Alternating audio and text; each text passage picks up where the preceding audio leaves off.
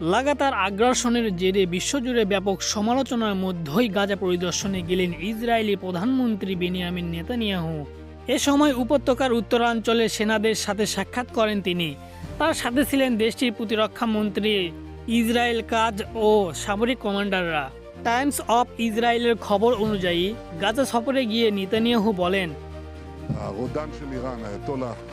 আরও আঘাতের শিকার হবে হামাস। এ সময় হামাস নির্মূলের হুঁশিয়ারিও দেন তিনি। ইসরায়েলে ধ্বংস চেয়ে ইরানের সর্বোচ্চ নেতা আয়াতুল্লাহ আলী খামিনির করা এক সোশ্যাল মিডিয়া পোস্টের কথা উল্লেখ করে তিনি বলেন, খামেনি ইসরায়েলকে ধ্বংস করতে চান, দাবি করে বলেন নিজেদের ভবিষ্যৎ রক্ষার জন্যই এই যুদ্ধ। 2023 সালের অক্টোবর থেকে গাজায় টানা নৃশংসতা চালিয়ে যাচ্ছে ইসরায়েল। মাঝে চলতি বছরের 19শে জানুয়ারি গাজায় যুদ্ধবিরতি শুরু হয়। 18ই মার্চ সেই যুদ্ধবিরতি ভেঙে আবারও ব্যাপক হামলা শুরু করে ইসরায়েলি বাহিনী। তখন থেকে গাজার বড় অংশ দখল করেছে তারা। হামলা থেকে প্রাণ বাঁচাতে আবারও বাড়িঘর ছেড়ে পালানো শুরু করেছে ফিলিস্তিনিরা।